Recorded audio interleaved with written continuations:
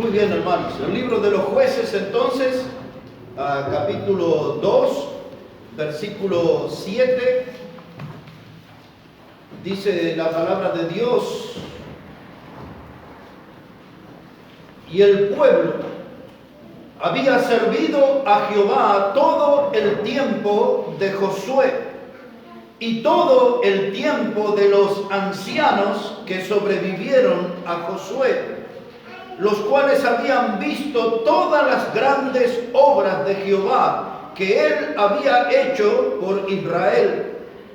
Pero murió Josué, hijo de Nun, siervo de Jehová, siendo de 110 años, y lo sepultaron en su heredad en Timnat Sera, en el monte de Efraín, al norte del monte de Gaas.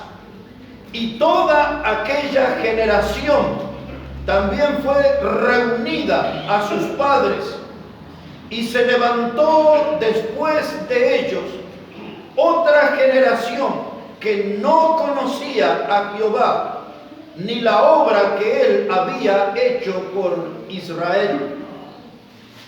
Y aquí en la última parte, hermanos, del versículo 10 va a estar nuestro tema. En la expresión que dice: y se levantó una generación que no conocía a Jehová. Ese va a ser nuestro tema hoy, hablando sobre las generaciones. La Biblia habla mucho acerca de la palabra generación. De acuerdo al contexto en que ella aparece, es a lo que se refiere. A veces en la Biblia se pueden encontrar generaciones de 70 años, generaciones de 40 años. A veces la palabra generación tiene que ver con la descendencia. A veces la palabra generación tiene que ver con gente contemporánea, gente que vivió en el mismo tiempo. Tiene muchísimas aplicaciones en la Biblia la palabra generación. Lo cierto aquí que este pasaje nos recuerda sobre un tiempo oscuro en la nación de Israel, donde esa generación no conocía nada, ignoraba completamente las grandes obras que Dios había hecho con Israel desde que lo sacó de Egipto. En otras palabras, esta gente no conocía en detalles cómo se abrieron las aguas del Mar Rojo y cómo Dios los libertó con mano poderosa. Esta generación no sabía cómo Dios los guió por 40 años en el desierto, en medio de una columna de nube y una columna de fuego. Esta generación no sabía cómo Dios le había provisto agua desde la peña para todo el pueblo. Esta nación no conocía los detalles de cómo Dios había enviado pan celestial, maná del cielo, una panadería celestial que funcionaba todos los días para proveer pan a todo el pueblo de Dios. Estamos hablando como de 3 millones de personas. Todos los días tenían su pan. Esta gente no sabe cómo Dios le consiguió carnes de codornices, carnes de leviatán. En síntesis, hermanos, dice la Biblia que Dios le puso al pueblo de Israel mesa en el desierto. Pero esta generación no conocía acerca de esto. Esta generación este pueblo había caminado fielmente con Dios mientras Josué estaba vivo. Y aquellos que formaban parte de la misma generación de Josué. Josué vivió 110 años marcándole el paso, marcándole el ejemplo, predicando la palabra de Dios, animando al pueblo de Dios a caminar con Dios. Pero Josué murió, y murieron también aquellos que eran contemporáneos, que eran de su generación. Y ahora la Biblia usa esta palabra: y se levantó, es decir, que surgió otro grupo de gente, otra generación que no conocía nada acerca de las grandes obras que Dios había hecho. Y yo estoy trayendo este tema al púlpito en esta mañana porque ese es exactamente el mismo riesgo que nosotros corremos como iglesia, de no enseñarle a nuestros hijos, de no enseñarle a nuestros nietos la palabra de Dios.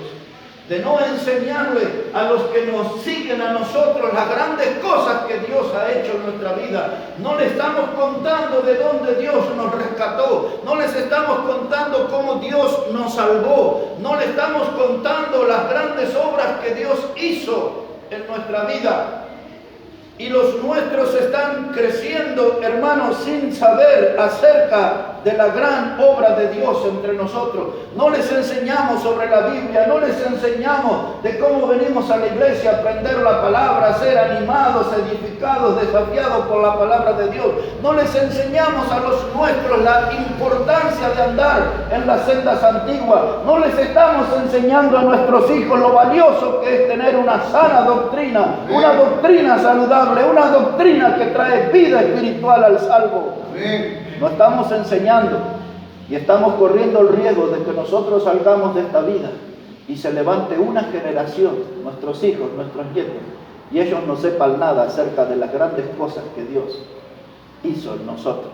Es decir, que estamos en zona de riesgo, mis hermanos, estamos en zona de riesgo. Ahí quiero llevarle un momento al Salmo 78, si puede ver ahí. ¿Está todo bien? En el Salmo 78, si puede ver ahí, porque eso es una recordación de cómo Dios sacó al pueblo de Israel de Egipto. Solamente le voy a leer una porción del Salmo, aunque todo el Salmo habla acerca del gran obrar de Dios con su pueblo Israel. Ahora, mire cómo dice la palabra, Salmo 78. Salmo 78, versículo 1.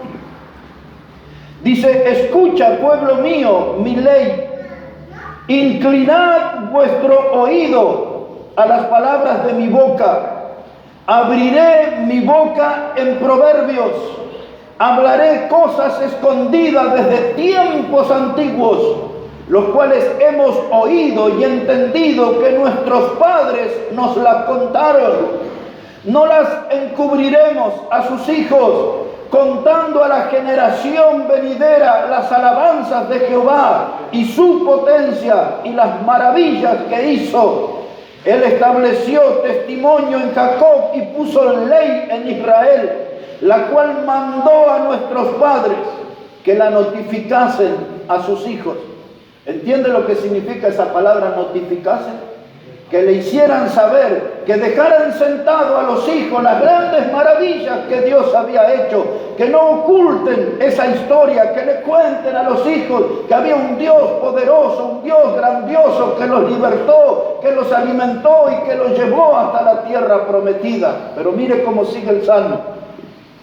Versículo 5, Él estableció testimonio en Jacob, puso ley en Israel, la cual mandó a nuestros padres que la notificasen a sus hijos, para que lo sepa la generación venidera, y los hijos que nacerán, y los que se levantarán, lo cuenten a sus hijos, a fin de que pongan en Dios su confianza, y no se olviden de las obras de Dios, y que guarden sus mandamientos.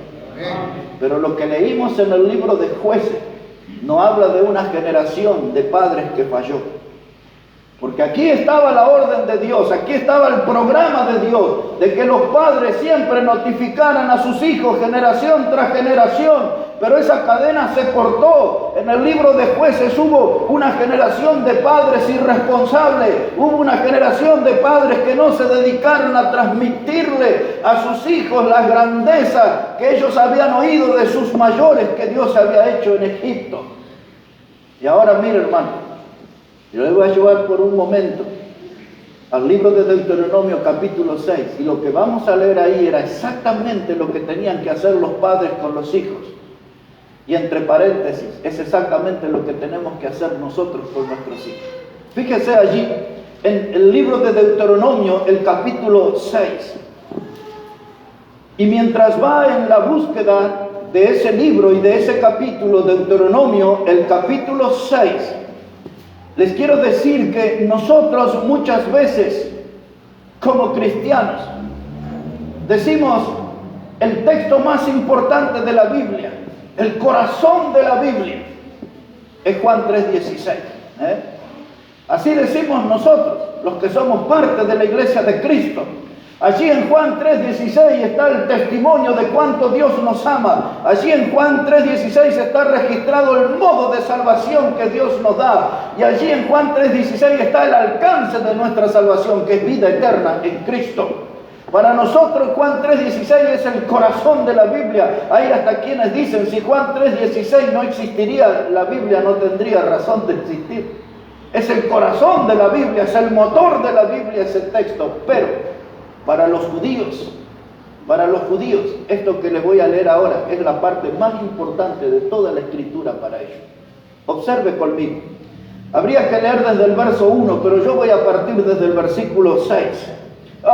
Le voy a leer, el versículo 4 le voy a leer, desde el 4 en adelante. Dice la palabra: oye Israel, Jehová nuestro Dios, Jehová uno es. Y amarás a Jehová tu Dios de todo tu corazón, de toda tu alma y con todas tus fuerzas. Y estas palabras que yo te mando hoy estarán sobre tu corazón. Y escuche esto, hermano, y las repetirás a tus hijos, y hablarás de ellas estando en tu casa y andando por el camino y al acostarte y cuando te levantes, y las atarás como una señal en tu mano y estarán como frontales entre tus ojos, y las escribirás en los postes de tu casa y en tus puertas. Cuando Jehová tu Dios te haya introducido en la tierra que juró a tus padres, Abraham, Isaac y Jacob, que te daría, en ciudades grandes y buenas que tú no edificaste, y casas llenas de todo bien que tú no llenaste, cisternas cavadas que tú no cavaste, viñas y olivares que no plantaste, y luego que comas y te sacies. Escuche bien esto, hermano. Cuídate de no olvidarte de Jehová, que te sacó de la tierra de Egipto, de casa de servidumbre. A Jehová tu Dios temerás, y a Él solo servirás, y por su nombre jurarás. Aquí esta enseñanza, en su parte final, es: cuídate de no olvidarte de Jehová. Cuídate, papá, cuídate, mamá, de no dejar sentadas las enseñanzas a tus hijos. Enséñales, no descuides esa área. Enséñales quién fue Dios en tu vida. Enséñales quién fue Jesucristo en tu vida. Enséñales sobre su amor, su misericordia, cómo te rescató, cómo te salvó, cómo te ha hecho propietario de una vida eterna. No olvides de contar eso a tus hijos. Y ahora en el versículo 4. Versículo 4 dice: Israel, Jehová nuestro Dios, Jehová uno es. Y ponga atención al 5. Amarás a Jehová tu Dios de todo tu corazón, toda tu alma y con todas tus fuerzas. Pero en el Evangelio, cuando el Señor Jesucristo citó este texto, le agregó una cosa más, que aquí no está. Le dice: con toda tu mente. Cuando el Señor Jesucristo habló acerca de esto, Él habló de amar a Dios con todo el corazón, con toda el alma, con toda la fuerza. Dice: y con toda tu mente, dijo Jesús. ¿Acaso el Señor estaba citando incorrectamente este texto? No.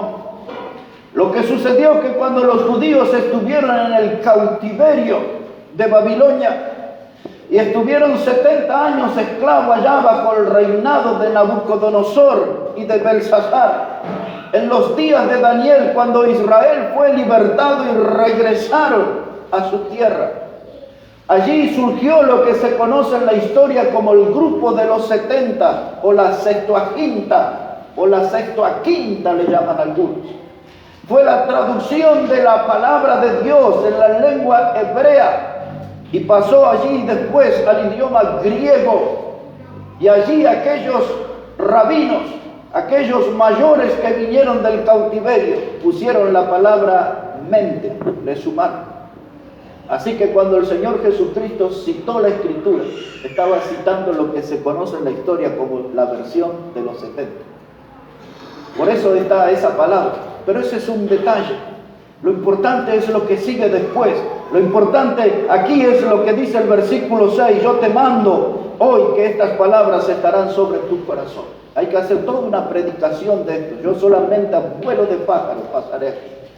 Dice la palabra de Dios, estas palabras sobre tu corazón. No tenga, Padre, un corazón vacío, tenga un corazón lleno de la palabra de Dios. Jesús dijo, porque de la abundancia del corazón habla la boca. Cuando los padres no enseñan a los hijos la palabra de Dios es porque tienen un corazón vacío, porque tienen un corazón que muestra la evidencia de que no tienen buena comunión con Dios, que no están bien con Dios. Porque cuando usted tiene como padre un corazón lleno de Dios, de la abundancia del corazón, habla su boca. Con sus hijos va a estar hablando de la palabra, no va a estar hablando de dibujitos animados, no va a estar hablando del TikTok, de las modas que surgen, le va a estar hablando de la palabra de Dios. Dice, cuídate de guardar la palabra en tu corazón. Dice la palabra aquí, versículo 7, y las repetirás a tus hijos. No es una vez cada tanto. El judío acostumbraba todos los días de su vida, por lo menos una vez a la mañana y otra vez a la tarde, repetir la palabra de Dios, repetir la palabra de Dios. Y dice, léela tú, apréndela tú, edifícate tú con la palabra y repítela a sus hijos. Háblale a tus niños, háblale a tus adolescentes, háblale la palabra de Dios, repítela una y otra vez, no solo el domingo antes de venir a la iglesia, cada día habla de la palabra de Dios con tus hijos. Y dice aquí el texto, hermano, que estamos leyendo, dice, y hablarás estando en tu casa y por el camino y al acostarte y cuando te levantes, en síntesis, en todo tiempo. En todo tiempo, cuando salimos a la calle, salimos con la compañía de Dios, regresamos a la casa con la compañía de Dios, vamos al trabajo acompañados por Dios, regresamos del trabajo acompañados por Dios. A la noche es lindo que nuestros hijos, sobre todo los que tienen hijos pequeños, que escuchen que quizás el padre o la madre se acercan allí cuando ya está en la cama y hacer una oración con él. Amén. Hablarle un texto para memorizar y en la mañana volver a hablar. David decía, de la mañana oirás mi voz muy temprano, me presentaré delante de ti y esperaré, decía David, Salmo 5:3. ¿Se dan cuenta que nosotros estamos en falta y estamos en una zona de riesgo, como le dije? Porque al igual que el libro de Jueces, se puede levantar después de nosotros una generación que no conozca nada acerca de Dios. Y los culpables somos nosotros, que no estamos hablando bien con nuestros hijos. Los culpables somos nosotros, que somos flojos para las cosas de Dios, que tenemos poco compromiso, que tenemos poca responsabilidad, que somos demasiados inconstantes y andamos bastante torciditos en el camino del Señor y le estamos marcando un mal camino a nuestros hijos, que todo lo ven, que todo lo miran. Por eso Dios dice, padres, pónganse bien en la fe, padres, tomen en serio el cristianismo. Por eso la Biblia dice, tomen en serio esto de caminar con Dios y enséñenle a sus hijos y repitan a sus hijos y repitan a sus hijos. Háblenle de las maravillas de Dios, háblenle acerca del Dios Todopoderoso. No guarden silencio, porque si no, después de nosotros se levantará una generación que no conozca a Dios. Y eso va a ser terrible. Eso es exponer a nuestros hijos y a nuestros nietos al derrumbe final de esta sociedad. Eso es exponer a nuestros hijos y a nuestros nietos a los juicios de Dios que caerán. Porque al no hablarle a nosotros, a nuestros hijos, le estamos sembrando incredulidad. Cuando nuestros hijos ven que no somos constantes en venir a la iglesia, que no somos constantes en leer la Biblia, que no somos constantes en orar, que no somos constantes en hablar de Cristo con otros, ellos dicen el cristianismo es una cosita más en la vida. Es como ir al colegio, es como ir al club, es como ir en una visita familiar, es como salir en un picnic. Pero tenemos que demostrar a nuestros hijos, no solo con palabras, sino con el ejemplo, que el cristianismo es el centro de nuestra vida. Cristo es el centro de nuestra vida. La vida espiritual, la vida con Dios es lo más importante en nuestra vida. Y nuestros hijos no solo tienen que oír acerca de eso, tienen que ver también eso. Que Dios es importante en nuestra vida. Que estamos en serio en esto de tomar la cruz y seguir al Señor. Dice, repítesela en la casa, repítesela cuando estás en el camino, enséñale la palabra cuando vayas. Y por si esto fuera poco, dice, no pongas allí un póster de tu equipo de fútbol, no pongas allí el póster de tu grupo de rock and roll preferido. Dice, pon en los postes de tu casa, dice el versículo 9, las escribirás en los postes de la casa y en tus puertas. La habitación de nuestros hijos solamente que diga Juan 3:16 nomás, un ejemplo. Y va y saca ahí el póster del equipo de fútbol o de la actriz o del actor preferido que tiene y se pone la palabra de Dios en tu póster. Las mujeres cuando cocinan, y conozco muchas, cocinan y allí, hermanos, ponen en la pared del frente donde están picando la cebolla, la zanahoria, el morrón y el tomate, un versículo. Y muchas se ponen un versículo nuevo cada día. Y mientras están ahí cortando, están leyendo y repitiendo el texto y lo memorizan. Y después van a la mesa y se lo enseñan a sus hijos. Hay muchas madres que hacen así. Hay conozco hasta hombres que se anotan aquí en la mano el texto y salen y van en el colectivo leyendo ahí el texto, memorizando. Apréndela, guarda la palabra, tenla siempre frente a tus ojos. Porque la Biblia enseña que el diablo, muchas de las tentaciones vienen por nuestros ojos. Y yo voy a contrarrestar toda tentación del diablo teniendo frente a mí la palabra de Dios. La palabra de Dios. Y dice, y cuídate de no olvidarte de Jehová.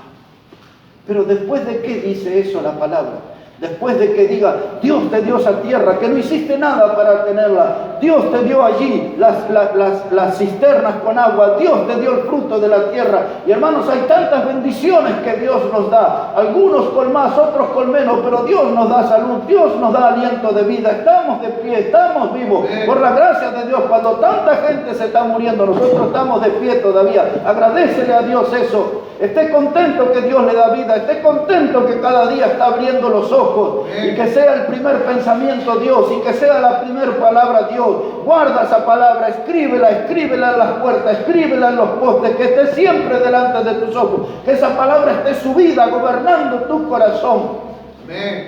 Porque si no seguimos estos pasos, después de nosotros vendrá una generación, se levantará que no conocerá a Dios. ¿Se da cuenta cuánta responsabilidad que tenemos como padres? ¿Cuánta responsabilidad que tenemos como padres? Yo no quiero un día ver a mis hijos en la cárcel. No quiero ver a los hijos allí ser esclavos de las drogas, del alcohol. Yo tengo que instruir al niño en su camino para que cuando sea grande no se aparte de él. Es mi responsabilidad enseñarle a mis hijos y a mis nietos la palabra de Dios. ¿Cuántos aquí oran diciéndole, Dios, yo no quiero que mi hijo o que mi nieto sea un delincuente? Pero hay muchos que no oran porque está lleno de delincuentes este mundo. Si todos oraran y Dios les respondiera favorablemente, no habría delincuentes en este mundo. ¿Qué es lo que usted quiere para sus hijos? ¿Qué quiere? ¿Que su hijo aprenda a leer la Biblia en la iglesia o en la cárcel? Porque en la cárcel leen la Biblia. Pero yo les digo, no es el mejor lugar para aprender la Escritura. Este es el mejor lugar. Es la iglesia la que comunica la palabra de Dios. Es la iglesia la que levanta en alto la palabra de Dios. Padres, estamos siendo convocados por la Biblia a cumplir con nuestra responsabilidad para que después de nosotros no se levante una generación que no conozca a Dios. La palabra generación aquí la estamos viendo. Ellos caminaron bien mientras Josué vivió. ¿Se acuerdan cuando les prediqué hace como un mes sobre el sacerdote Joiada?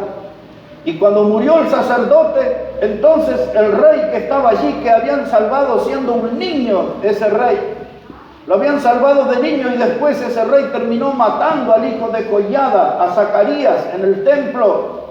Y cuando Joiada murió lleno de años, el pueblo se olvidó de Dios. Y yo les dije en aquella prédica, no es bíblico, no es de sabio, no es, hermano, que tenemos que confiarle la doctrina a una sola persona, porque esa persona se muere y se muere el movimiento que levantó.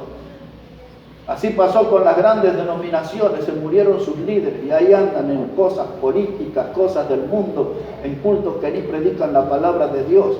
Pero los fundadores de esas denominaciones fueron grandes ganadores de almas, gente llena de santidad y de poder del Espíritu Santo en sus vidas y ministerios. ¿Sabe qué, hermano? Josué murió, pero yo recuerdo, y usted también recordará, cuando Josué se paró debajo de la encina. Aquel árbol, era viejo Josué ya. Y él le habló al pueblo de frente y le dijo si querían volverse a los dioses que tuvieron los padres del otro lado del río. Y después que le hizo ese reconto de la historia, le dijo, pero yo y mi casa serviremos a Jehová. Amén. Si ustedes quieren volverse al mundo, si quieren volverse a Egipto, si quieren volverse a la esclavitud, si quieren volverse a los viejos pecados, si quieren volverse a los castigos del faraón, como si fueron sometidos vuestros padres, allá ustedes, pero yo doy testimonio, dice Josué, que yo y mi casa serviremos a Jehová. Amén. En este mundo, donde las enormes mayorías se desvían, se descarrían de los caminos, es muy importante que hombres y mujeres levanten su voz y digan, yo y mi casa serviremos a Jehová. No importa la dirección que toman los otros, no importa las decisiones que toman los otros, yo y mi casa estaremos firmes, yo y mi casa serviremos a Jehová. ¿Para qué? Para que después de nosotros no se levante una generación que no conozca a Jehová y sus grandes obras. En segundo lugar, la Biblia habla de generación y utiliza esa palabra refiriéndose a una generación de víboras. Veamos un poquito de esto. Evangelio de Mateo, por favor, el capítulo 3. Allí aparece esta expresión sobre una generación a la que Juan el Bautista la definió como una generación de víboras. Así dice la palabra de Dios, Evangelio de Mateo, el capítulo 3. Y al llegar ahí, ponga su atención. Versículo 5. Mateo, el capítulo 3 y versículo 5.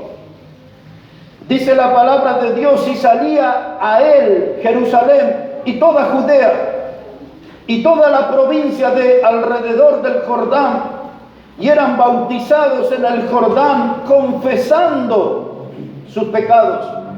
Y al ver que muchos de los fariseos y de los saduceos venían a su bautismo, les decía, generación de víboras, ¿quién os enseñó a huir de la ira venidera? Haced pues frutos dignos de arrepentimiento. Juan el Bautista era la voz que clamaba en el desierto. Juan el Bautista vino a interrumpir 400 años de silencio. Es decir, que durante 400 años no había predicación de la palabra de Dios. Y apareció Juan el Bautista en la escena, él hablando y preparando los caminos del Señor. Juan el Bautista empezó a bautizar en el Jordán y la gente, después de estar 4 siglos sin escuchar predicación bíblica, venían arrepentidos y no tenían ninguna clase de vergüenza que otros escucharan, se bautizaban confesando sus pecados, las barbaridades, las inmundicias que habían hecho delante de Dios, cómo habían decepcionado a Dios. Confesaban sus pecados, se bautizaban, prometiendo tener un andar nuevo con Dios. Pero allí, en medio de todo eso, vino una clase de gente que eran los fariseos y los saduceos. ¿Quiénes eran ellos?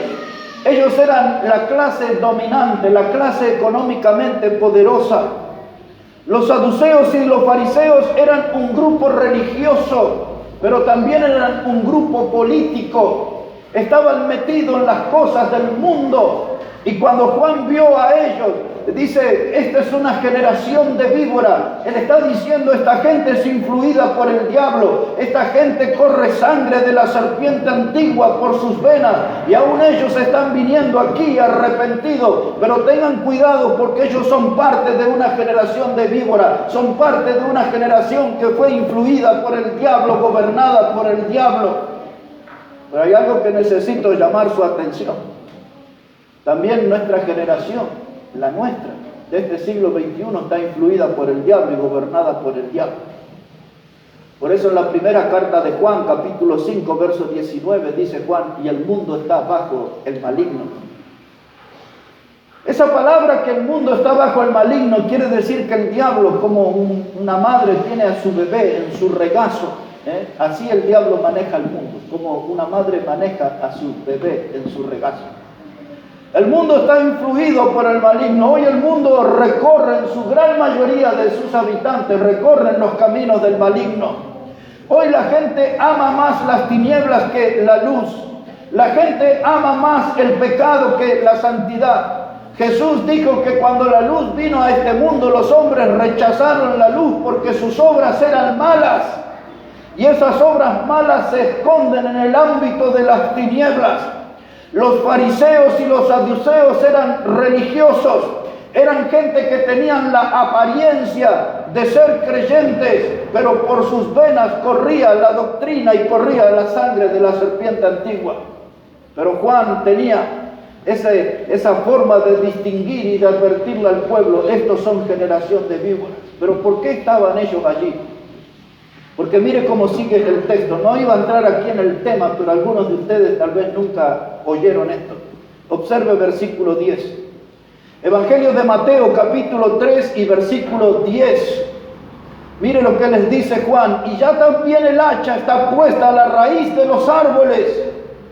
Por tanto, todo árbol que no da buen fruto es cortado y echado en el fuego. Yo a la verdad os bautizo en agua para arrepentimiento, pero el que viene tras mí, cuyo calzado yo no soy digno de llevar, es más poderoso que yo, y él os bautizará en Espíritu Santo y fuego. Su aventador está en su mano, limpiará su era, recogerá su trigo en el granero y quemará la paja en fuego que nunca se apagará. ¿Dónde existe un fuego que nunca se apaga? En el infierno. Es lo que Jesús dijo: allí donde el gusano nunca muere y el fuego nunca se apaga.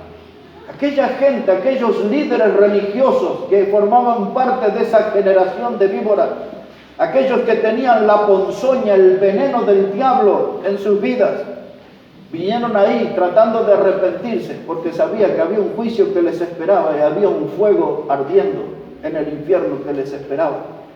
Juan le dice: es el momento de arrepentirse. Por eso usa la expresión: el hacha está puesta a la raíz de los árboles. Dice, en otras palabras, Juan está diciendo: ustedes que permanecen en el pecado, que practican el pecado, ustedes que participan de los deleites temporales del pecado, hay un juicio que a modo de un hacha en la raíz del árbol les cortará de abajo, los arrancará de pronto de esta vida. Cuando Juan predicaba eso, era mejor venir arrepentido y corregir el camino y corregir su vida.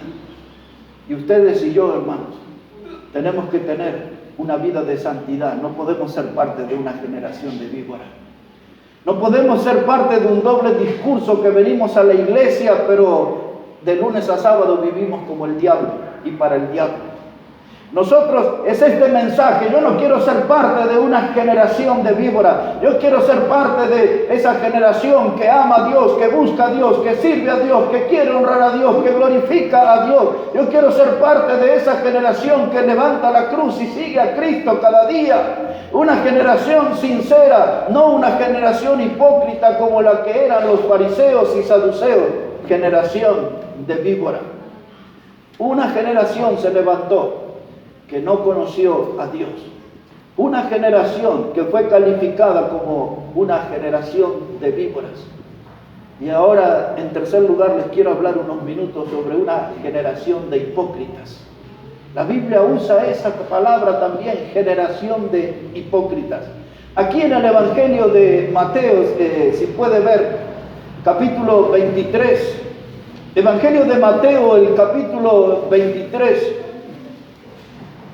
Mire cómo dice la palabra de Dios, versículo 24. Evangelio de Mateo, capítulo 23, versículo 24.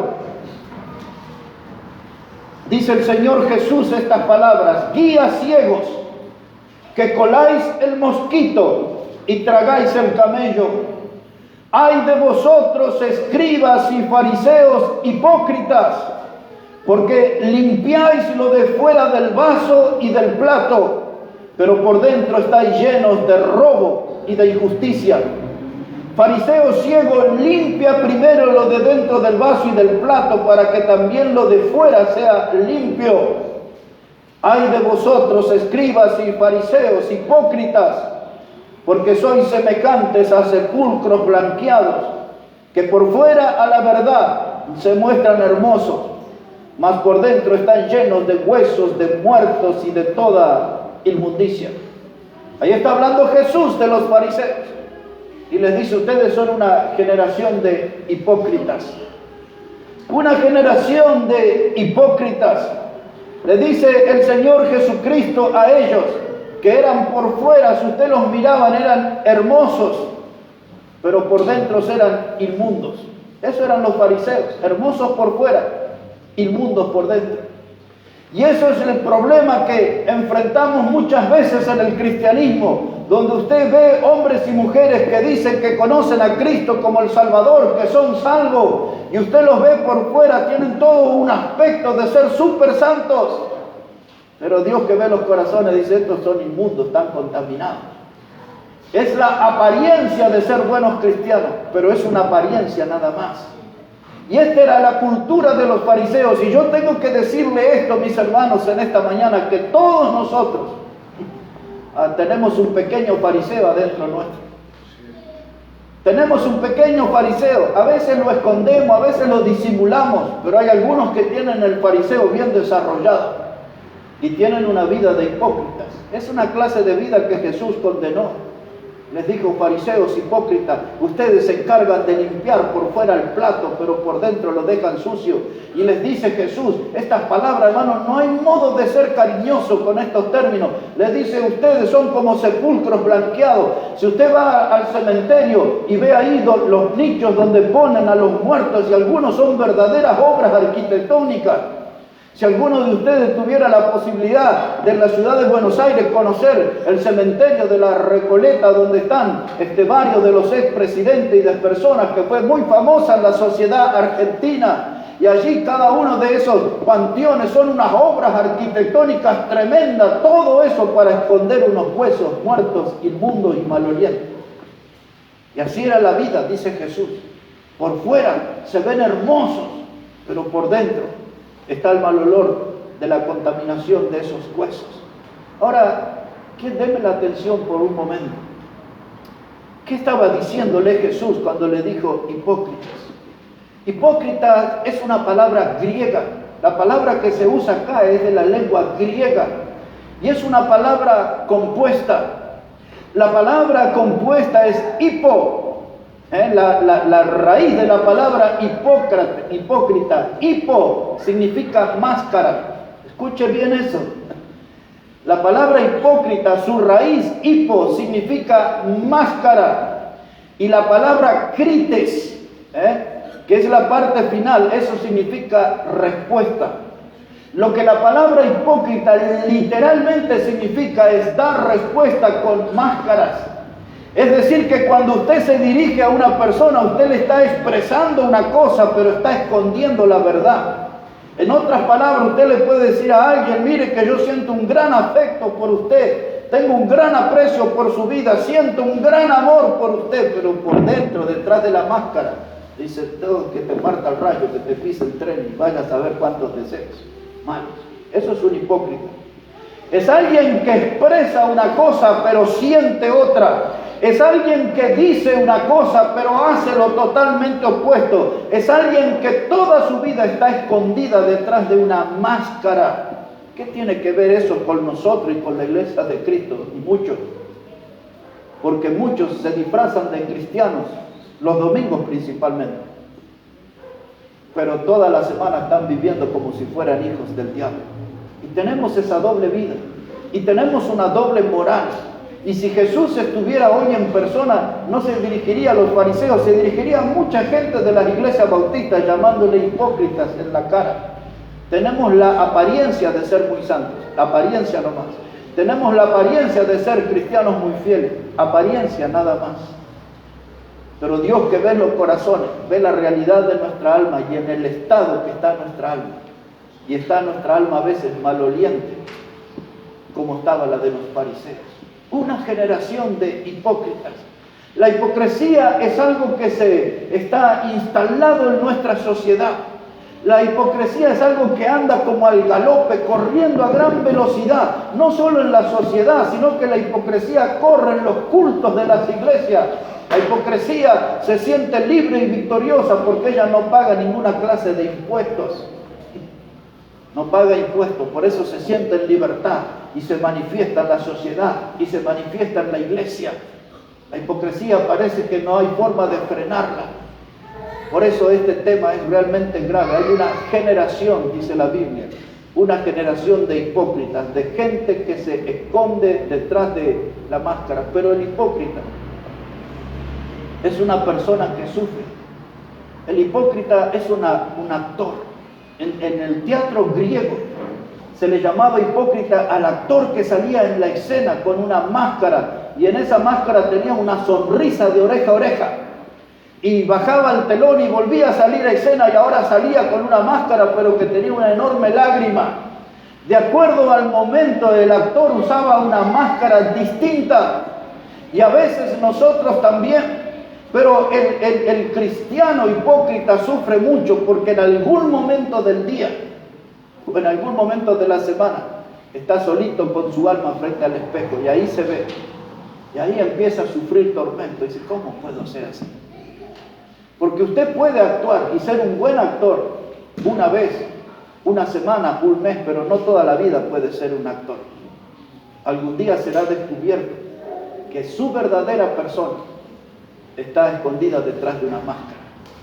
Por eso el cristianismo hay que vivirlo sin maquillaje. No me refiero al maquillaje que usan las mujeres, me refiero al maquillaje que usan algunos para tratar de proyectar una imagen de que somos buenos cristianos, y nos olvidamos que Dios conoce nuestra alma, Dios puede ver nuestros corazones, y que en nuestros corazones y en nuestra alma no está lo que nosotros proyectamos.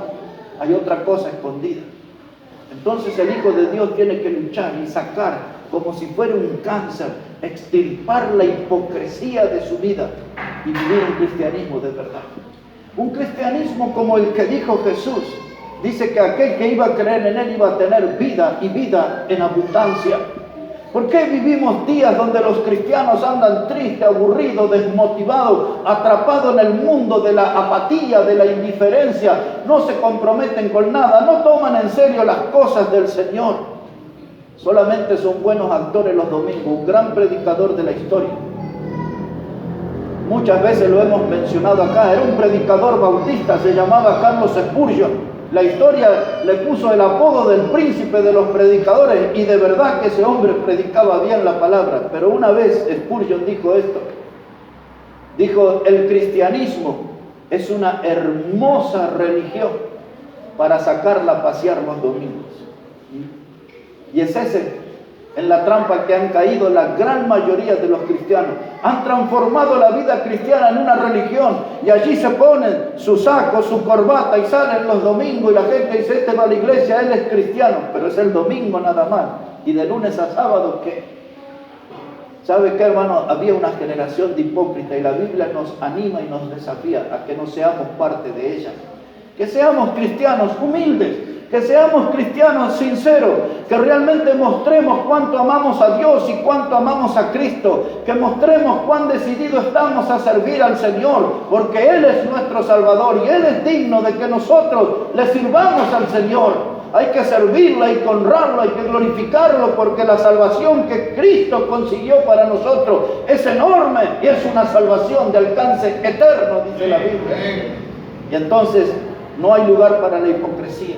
Mire qué más hacían estos fariseos. Aquí en Mateo 23, pero verso 13. Leemos ahí y salgo de este punto para entrar en la parte final. Mateo 23, verso 13. Jesús sigue hablando sobre los fariseos y les dice más: ¡ay de vosotros, escribas y fariseos hipócritas!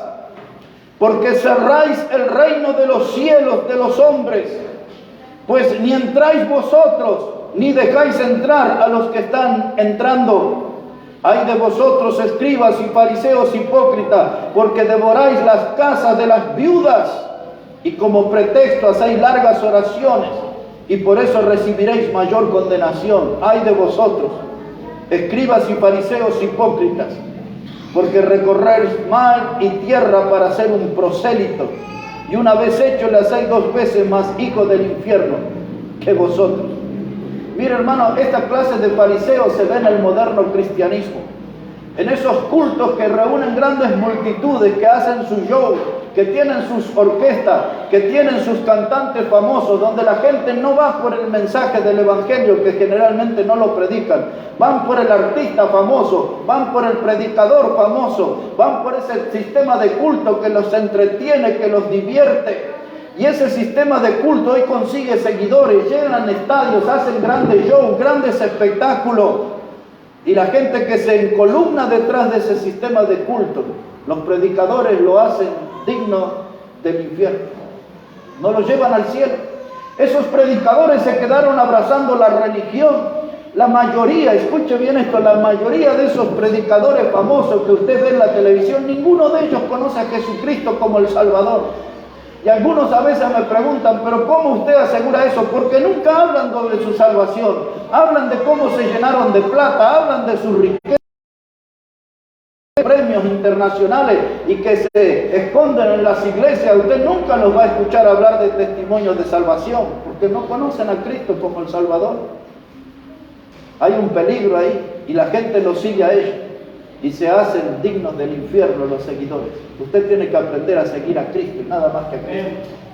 Por eso la Biblia nos exhorta y nos desafía en la carta a los Hebreos. Dice, puesto los ojos en Jesús, el autor y consumador de la fe. Yo no voy a seguir un caudillo, yo no voy a seguir un líder religioso, yo voy a seguir a Cristo. Él es mi Salvador. Voy a vivir mi vida cristiana con los ojos puestos en Jesús. Él es el autor y el consumador de la fe. No caiga en trampa. No dejes que la generación de víbora, no deje que la generación de hipócritas le deje atrapado en una religión. Usted siga a Cristo. La Biblia dice que Él ejemplo nos dejó para que sigamos su pisada. Yo sigo a Cristo y nada más que a Cristo. Cristo es mi Salvador. Cristo es el que me compró. Cristo es el que me salvó. Él fue el que ocupó mi lugar en la cruz. Él fue el que derramó su sangre preciosa. Yo soy de Cristo. Yo solamente sigo a Cristo. Hay mucho hipócrita en los púlpitos. Una generación se levantó que no conoció a Dios y sus obras. Una generación de víboras. Una generación de hipócritas. Y ahora le hablaré aquí unos pocos minutos acerca de un llamado de la Biblia. Dice la Biblia, sé salvo de esta perversa generación. Observe ese texto conmigo, por favor. En el libro de Hechos de los Apóstoles, el capítulo 2. Aquí se nos habla acerca de una generación en la que nosotros necesitamos ser salvos del medio de esta generación. Hechos de los Apóstoles, capítulo 2, verso 36. Si puede poner ahí su atención, por favor. Hechos de los Apóstoles, capítulo 2, el verso 36. Dice la palabra, sepa pues, casi con acento boliviano, ¿no? Sepa pues, sepa pues, ciertísimamente toda la casa de Israel, que a este Jesús, a quien vosotros crucificasteis, Dios le ha hecho Señor y Cristo. Y al oír esto se compungieron de corazón y dijeron a Pedro y a los apóstoles, varones hermanos, ¿qué haremos? Y Pedro les dijo, arrepentíos y bautícese cada uno de vosotros en el nombre de Jesucristo para perdón de los pecados y recibiréis el don del Espíritu Santo. Porque para vosotros es la promesa, para vuestros hijos, para todos los que están lejos, por cuanto el Señor nuestro Dios llamare. Y con otras muchas palabras testificaba y les exhortaba diciendo, ponga atención, sed salvos de esta perversa generación.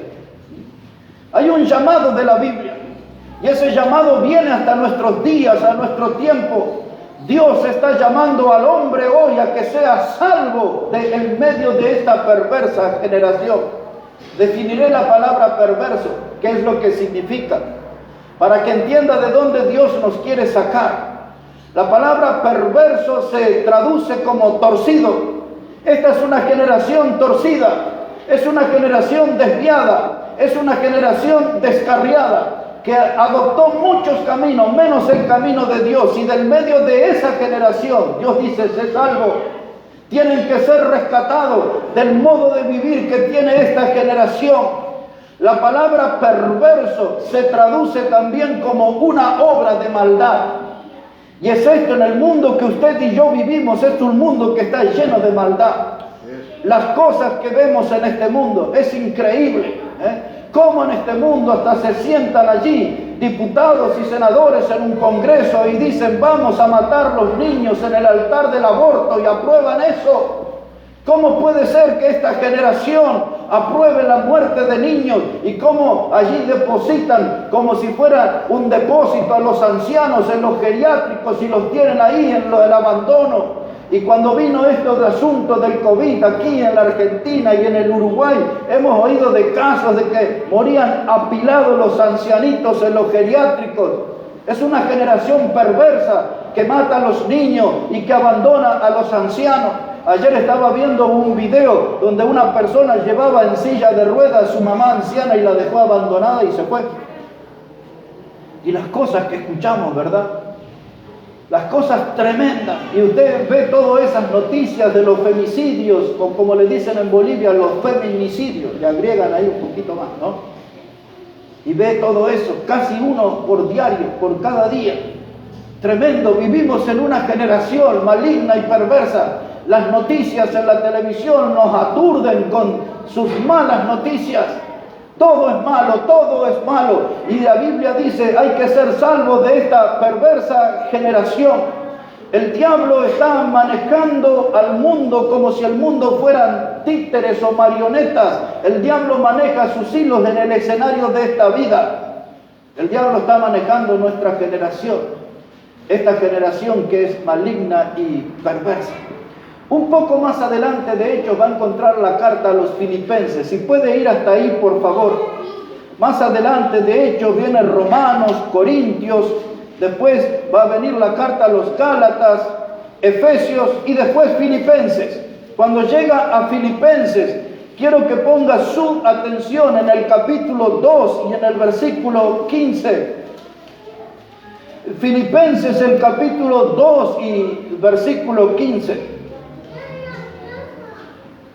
Dice la palabra de Dios así: para que seáis irreprensibles y sencillos, hijos de Dios, sin mancha, en medio de una generación. ¿Cómo define la Biblia esta generación? Maligna y perversa, en medio de la cual resplandecéis como luminares en el mundo, asidos de la palabra de vida. Ahora, mire, dice la Biblia que nosotros vivimos en medio de una generación que es maligna y es perversa. Aquí la palabra perversa nos hace abrir los ojos que estamos en medio de una generación inmoral. Ustedes ya conocen, y solamente lo mencionamos, todo esto de la lucha de género, de que cada uno es lo que se percibe. Hay alguien que dice que no son las cosas como Dios dijo, varón y hembra los creó, dice Dios. Es eso todo lo que hay. Pero hay algunos que dicen no, que hay bisexuales, homosexuales, transexuales y qué sé yo, dice que son hasta 120 categorías. Esta generación que nosotros vivimos está bien aferrada a Sodoma y Gomorra y tienen sus marchas por el orgullo gay y todo ese tipo de cosas que nos prohíben a los predicadores y estamos bajo amenaza de multa y de cárcel por hablar de estas cosas. Yo hace muchos años no tengo problema, pueden venir por mí nomás, pero yo voy a decir lo que la Biblia dice. Amén. Esta generación es maligna y es perversa. Y es perversa en lo moral, porque en las venas de esta gente inmoral están corriendo todos estos genes del diablo, de la serpiente antigua. Esta generación es una generación viciosa y adicta. Todo, cómo se le rinde culto a la bebida, principalmente ahí empiezan y le publican, hoy es viernes y el cuerpo lo sabe. Ya vio eso muchas veces, ¿no? Ya quieren empezar el viernes. Y ustedes mismos saben que en muchos talleres, el lunes y hasta a veces hasta el martes, los trabajadores no aparecen. Porque están atrapados en los vicios del fin de semana, están atrapados en las adicciones del fin de semana, no cumplen sus responsabilidades en el trabajo, no cumplen sus responsabilidades en el hogar, en la familia, porque ellos son parte de una generación que es maligna y es perversa. es perversa en lo moral, llena de adicciones, es llena de vicio, es una generación que está como adictos a la pornografía. En el año 2016, no tengo una estadística actual, pero en el año 2016, el primer país adherido a la pornografía, que tenía más gente que miraba pornografía en toda Latinoamérica, se llama Bolivia. No tengo una estadística actual, eso es del 2016. Tremenda. La gente adherida a eso, a la inmoralidad, en la búsqueda, hombres y mujeres hablando acerca de ese tema y de la adicción, y se forman mentes enfermas, almas enfermas, corazones enfermos, porque esto es parte de la generación maligna y perversa que la Biblia hablaba. Una generación mentirosa. La gente mienten en el trabajo, le mienten al doctor, fabríqueme un certificado para justificar una enfermedad que no tiene. Mentirosa en todos lados, mentirosa, la mentira corre, porque es parte de una generación maligna y perversa, Yo estoy aquí esta mañana, hermano, para decir, no se deje absorber por esa generación. Porque la maldad y la perversidad va a golpear siempre la puerta de nuestra vida. La perversidad y la maldad siempre nos van a estar invitando a nosotros. Nos van a invitar a desertar del camino de la fe. Nos van a invitar a dejar el camino del Señor. Pero mire, la mayoría del mundo lo hace. ¿Por qué usted es un cavernícola? Así nos hablan. ¿Por qué usted es un dinosaurio? ¿Por qué usted es un antisocial? ¿Por qué usted es un xenófobo? ¿Por qué usted...? ¡Ay! Nos dicen una cantidad de piropos tremendos, ¿no? Pero yo no quiero ser parte de esa generación maligna y perversa. No quiero ser víctima de sus vicios. No quiero ser víctima de aquellos que son manipulados por el diablo en el escenario de esta vida. Títeres de Satanás, marionetas del diablo. La Biblia dice, escapa, sé salvo de esta perversa generación. Dígame que está entendiendo lo que la Biblia dice. Sé salvos de esta perversa generación. No dejes que ese mundo te ponga en el molde. No dejes que ese mundo te ponga allí entre los que ellos cuentan. Aléjate de eso, dice la Biblia. Sé salvo, rescátate. Ven a Cristo, refúgiate en el Señor. Sé salvo de esta perversa generación. Cuando Pedro predicó esto aquí, ya había muchos perversos sueltos. Porque dice la Biblia que se compungieron de corazón. Esa palabra compungieron que aparece acá quiere decir que fueron traspasados por el mensaje.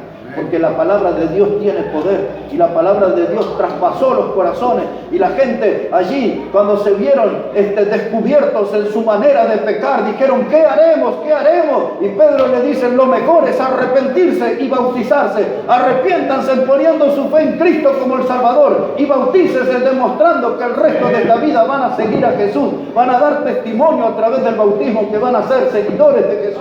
No van a seguir una religión, van a seguir a Jesús. Y solo a Jesús. Amén. Sé salvo de esta perversa generación. Voy a terminar. Primero les dije, después de la muerte de Josué, se levantó una generación que no conoció al Dios Todopoderoso. Les hablé sobre una generación de víboras. Les hablé sobre una generación de hipócritas. Les hablé sobre cómo escapar de esta perversa generación. Y quiero terminar hablando con ustedes unos minutos de cómo tenemos que servir nosotros a nuestra generación. Escuche bien eso. Cómo nosotros como Iglesia de Cristo, cómo tenemos que servir a nuestra generación. Ahí en el libro de Hechos de los Apóstoles, capítulo 13, verso 36. Y ahí terminamos, mis hermanos, con ese pasaje. Hechos de los Apóstoles, el capítulo 13 y el versículo 36.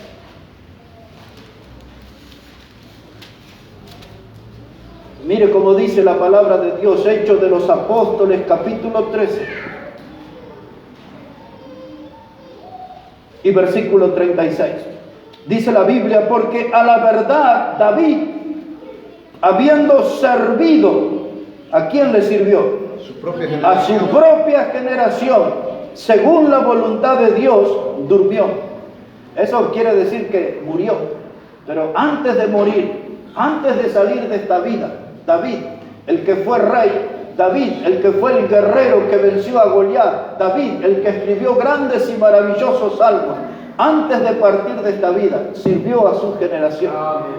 Mira, hay algo que a mí me impacta, porque el texto no lo resalta a David como rey, lo resalta a David como siervo. Aún aquellos que han tenido los títulos más altos en la sociedad son llamados por Dios para servir, para servir. ¿Acaso no dijo Jesús que el que quiere ser el mayor tiene que ser el servidor de todos?